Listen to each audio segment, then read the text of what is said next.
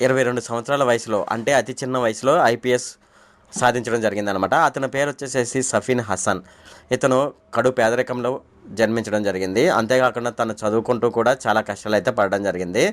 అయితే ఇతనైతే ఒక రికార్డ్ అయితే సృష్టించాడు. అదేమిటంటే యూపీఎస్సి చరిత్రలోనే అత్యంత చిన్న వయసులో ఐపీఎస్ కొట్టిన రికార్డ్ అయితే ఇతనికైతే ఉందన్నమాట. సో ఇప్పుడు ఈ వీడియోలో ఇతని గురించి అయితే డిస్కస్ చేద్దాం. అంతేకాకుండా మనకు తెలంగాణలో బస్ కండక్టర్ మీద మద్యం తాగి ఒక మహిళ అయితే కండక్టర్ని అయితే కాలుతో తనడం జరిగింది. సో దీనికి సంబంధించిన వివరాలు కూడా మనం ఈ వీడియోలో డిస్కస్ చేద్దాము. అంతేకాకుండా ఎవరైనా మగవాళ్ళు పెట్టుకుంటే ఒకరితోనూ లేదంటే ఇద్దరితోనూ శారీరక సంబంధం అంటే అక్రమ సంబంధం అయితే పెట్టుకుంటారు. కానీ ఒక వ్యక్తి ఏకంగా 500 మందితో అక్రమ సంబంధం పెట్టుకున్నాడు అనమాట. అతని గురించి కూడా మనం ఈ వీడియోలో డిస్కస్ చేద్దాము. ఈ వీడియోలోకి వెళ్ళే ముందు నాది ఒక రిక్వెస్ట్ అండి. అదేంటంటే ఈ వీడియో కనుక మీకు నచ్చినట్లయితే ఇక్కడ క్రింద ఉన్న రెడ్ కలర్ సబ్స్క్రైబ్ బటన్ మీద అయితే ప్రెస్ చేయండి. ఇలా మీరు రెడ్ కలర్ సబ్స్క్రైబ్ బటన్ మీద ప్రెస్ చేయడం వల్ల నేను చేసిన ప్రతి ఇన్ఫర్మేషన్ వీడియో అనేది అందరికంటే ముందు అప్డేట్ రూపంలో మీ మొబైల్కి అయితే చేరిపోతుంది. ఇప్పుడు మనం వీడియోలోకి అయితే వెళ్ళిపోదాం. మనం ఐపీఎస్ ఐఏఎస్ లాంటి ఉద్యోగాలు సంపాదించాలంటే మనం చాలా కష్టపడవలసి ఉంటుంది. కొన్ని సంవత్సరాలు అయితే దానికోసం కష్టపడవలసి ఉంటుందన్నమాట. అయితే అతి చిన్న వయసులో ఒక వ్యక్తి అయితే ఉద్యోగం అయితే సంపాదించాడు. కేవలం తనకు 22 సంవత్సరాల వయసులో యూపీఎస్సీ ఎగ్జామ్ రాసి ఐపీఎస్ సాధించి అతను గవర్నమెంట్ ఉద్యోగం అయితే సంపాదించాడు అనమాట. ఇప్పుడు ఆ వ్యక్తి గురించి అయితే మనం ఈ వీడియోలో డిస్కస్ చేద్దాము. ఇతని పేరు వచ్చేసేసి సఫీన్ హసన్ అనమాట. ఇతను చాలా నిరుపేద కుటుంబంలో జన్మించడం జరిగింది. ఇతని తల్లిదండ్రుల పేర్లు వచ్చేసేసి ముస్తఫా హసన్ నసింబా. వీళ్ళు గుజరాత్లోని కనోదర్ అనే ఒక చిన్న పల్లెటూరు వీరిదనమాట. వీరి పూటకు సరిగ్గా భోజనం కూడా వీళ్ళకి దొరకదు. అటువంటి పరిస్థితుల్లో వీళ్ళు ఉండేవాళ్ళు అనమాట. కొన్ని రోజులైతే రాత్రిపూట ఆకలితోనే అలా నిద్రపోయేవాళ్ళు అనమాట. అయితే అతని తల్లిదండ్రులు వజ్రాల గనుల్లో కార్మికులుగా పనిచేసేవాళ్ళు. హసన్ అయితే ఈ సఫీన్ హసన్ తండ్రి గారైన హసన్ అయితే తన కుటుంబం గురించి అయితే చెప్పడం జరిగింది. అదేమిటంటే హసన్ చదువు కోసం చాలా కష్టపడాల్సి వచ్చిందని, వచ్చే కొద్దిపాటి ఆదాయం అతనికి చదువుకు సరిపోయేది కాదని, అలాగే తమ కుమారుడు ఉన్నత విద్యకు నిధులు సమకూర్చడానికి అదనపు డబ్బు కావాల్సి వచ్చిందని, దీనికోసం రెస్టారెంట్లోనైతే ఈ సఫీన్ హసన్ తండ్రి గారైన హసన్ అయితే పనిచేసేవాడని హసన్ అయితే చెప్పడం జరిగింది. అతను తల్లి కూడా ఇంట్లో సరిగ్గా గడవకపోవడంతో పార్టీలకు పెళ్ళిళ్ళకు వెళ్ళి అక్కడ రోటీలు తయారు చేసే జాబ్ అయితే చేసేదనమాట. ఈ విధంగానైతే హసన్ అయితే కష్టపడి చదివించడం జరిగింది. అంతేకాకుండా హసన్ కూడా తను చదువుకుంటూ ఒక్కొక్క మెట్టు ఎదుగుతూ నేడైతే ఐఏఎస్ సాధించే స్థాయికి అయితే ఎదిగాడని తన తండ్రి అయితే చెప్పడం జరిగిందనమాట. దేశంలోనే అతిపెన్న వయసులో ఐఏఎస్ ఆఫీసర్గా గుర్తింపు సాధించాడు ఈ సఫీన్ హసన్ అనమాట. తను 22 ఏళ్ల వయసులో యూపీఎస్సీ ఎగ్జామ్ రాసి యూపీఎస్సీ ద్వారా సివిల్ సర్వీస్ ఎగ్జామ్ రాయడం జరిగింది. దీనిలోనైతే అత్యుత్తమ ర్యాంక్ అయితే ఇతను పొందడం జరిగిందనమాట. అంతేకాకుండా ఈ పరీక్ష ఎంత కఠినంగా ఉంటుందో చాలామందికి తెలుసు. అయినప్పటికీ రాత్రింబవళ్ళు కష్టపడి ఈ సఫీన్ హసన్ అయితే ఐపీఎస్ ఎగ్జామ్ అయితే రాయడం జరిగింది. సివిల్ సర్వీస్ ఎగ్జామ్ రాసేవారు చాలామంది ఐఏఎస్ కావాలని కళ్ళగంటూ ఉంటారు. కానీ సఫీన్ హసన్ మాత్రం ఐపీఎస్ ఎంపిక చేసుకున్నాడు అనమాట. ఐపీఎస్ ఎంపిక చేసుకోవడానికి గల కారణం ఏమిటంటే ప్రజలకు ఐపీఎస్ అయ్యి సేవలు అందించాలని అతని యొక్క ఉద్దేశం అనమాట. అందుకని అతను ఐపీఎస్ని ఎంచుకొని తన కళలను అయితే సహకారం అయితే చేసుకోవడం జరిగింది.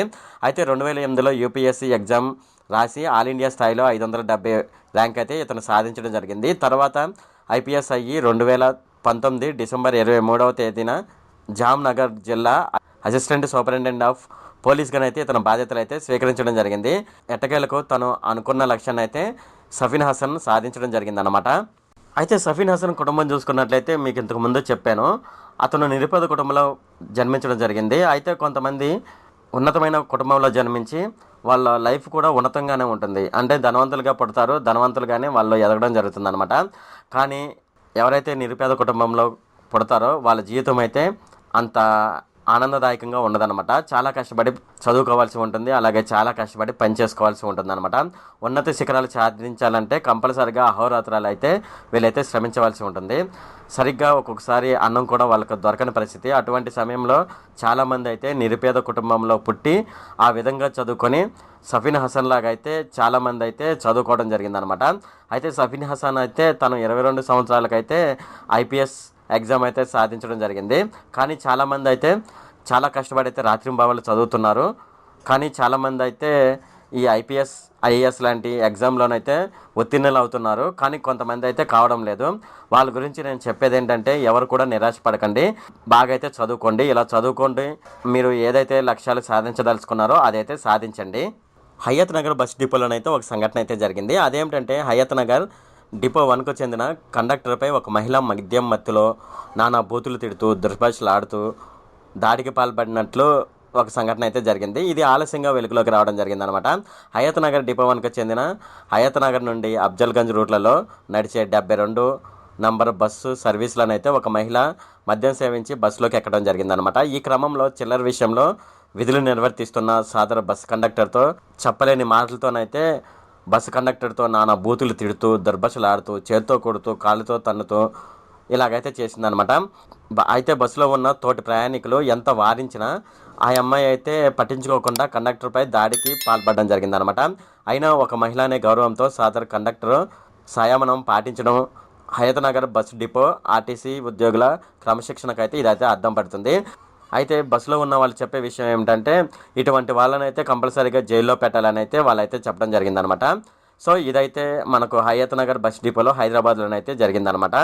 అయితే దీనికి సంబంధించిన వీడియో కూడా మనకైతే ప్లే అవుతుంది, ఒకసారి చూడండి. ఈ మధ్యకాలంలో అక్రమ సంబంధాలు అనేది సర్వసాధారణం అయిపోయింది అనమాట. అయితే ఇక్కడ తమిళనాడుకు చెందిన ఒక నీచుడైతే ఒక పని అయితే చేయడం జరిగింది. ఇతను ఏకంగా 500 మంది మహిళలతోనైతే అక్రమ సంబంధం అయితే పెట్టుకోవడం జరిగింది. దీనికి సంబంధించి వాళ్ళ భార్య హైకోర్టులోనైతే ఒక పిటిషన్ దాఖలు చేయడం జరిగిందనమాట. సో ఇప్పుడు ఈ సంఘటన ఎక్కడ జరిగిందంటే తమిళనాడులో జరిగింది. అయితే దీనికి సంబంధించి మనం వివరాల్లోకి వెళ్ళినట్లయితే తమిళనాడులోని తంజావూరుకు చెందిన ఆర్తి అనే ఒక అమ్మాయి అయితే మదురైకి చెందిన వివేక్ రాజ్ అనే అతనితో వివాహం జరిగిందనమాట. అయితే ఇంతకుముందు 2 సార్లు అయితే ఆమె గర్భిణిగా ఉండడం జరిగింది. అయితే గర్భిణి అయిన క్రమంలో ఇతను ఆమెకు అబార్షన్ అయితే చేయించడం జరిగిందనమాట. ఇలా అయిపోయిన తర్వాత అతను బాగా చిత్రహింసలు పెట్టేవాడు అనమాట. అతను నుంచి ఈ చిత్రహింసలు భరించలేక ఆమె చివరికి హైకోర్టును అయితే ఆశ్రయించడం జరిగింది. అంతేకాకుండా ఆమె తన భర్త సెల్ ఫోన్లోనైతే ఒకసారి తీసుకొని చూసిందనమాట. చూస్తే అందులో వీడియో కాల్కి సంబంధించిన స్క్రీన్ షాట్స్, అసభ్యకరమైన ఫోటోలు ఉన్నట్లయితే ఆమె గుర్తించింది. అయితే ఆమె దగ్గర ఆ ఫోన్లో 500 నుంచి 1000 వరకు అసభ్యకరమైన వీడియోలు ఉన్నాయని, ఈ విషయమై ఆమె తన భర్తను అలాగే అత్తమామలను నిలదీయగా ఈ విషయం ఎవరికి చెప్పకూడదని ఆమెను బెదిరించారని ఆమె అయితే చెప్పడం జరిగింది. అంతేకాకుండా తను 2 నెలల గర్భిణితో ఉన్నప్పుడు తనపై దాడి చేశాడని, దీంతో తనకు అబార్షన్ అయ్యిందని ఆమె పిటిషన్లో పేర్కొందనమాట. తన భర్త అకృత్యాలపై తంజావూరు ఆల్ ఉమెన్ పోలీస్ స్టేషన్లోనైతే ఈ బాధితురాలు ఆర్తి గారు అయితే ఫిర్యాదు చేయడం జరిగింది. వారు ఎలాంటి చర్యలు ఇప్పటివరకు తీసుకోలేదని ఆమె దీని గురించి హైకోర్టులోనైతే పిటిషన్ వేసిందనమాట. ఇప్పుడు ఆ హైకోర్టులోనైతే దీనికి సంబంధించి వాదోపవాదాలు జరుగుతున్నాయి అన్నమాట. సో ఇది ఈ వీడియోలో ఫ్రెండ్. ఈ వీడియో కనుక మీకు నచ్చినట్లయితే ఇక్కడ క్రింద ఉన్న రెడ్ కలర్ సబ్స్క్రైబ్ బటన్ మీద అయితే ప్రెస్ చేయండి. అలాగే ఈ వీడియోని మీ ఫ్రెండ్స్ అండ్ ఫ్యామిలీ మెంబర్స్కి అయితే షేర్ చేయండి. అలాగే ఈ వీడియో సంబంధించి ఏమైనా కామెంట్లోనే అనుకోండి, నాకు తప్పనిసరిగా క్రింద ఉన్న కామెంట్ సెక్షన్లో అయితే తెలియజేయండి. ఈ వీడియో ఎంత friend. Okay, thank you friend.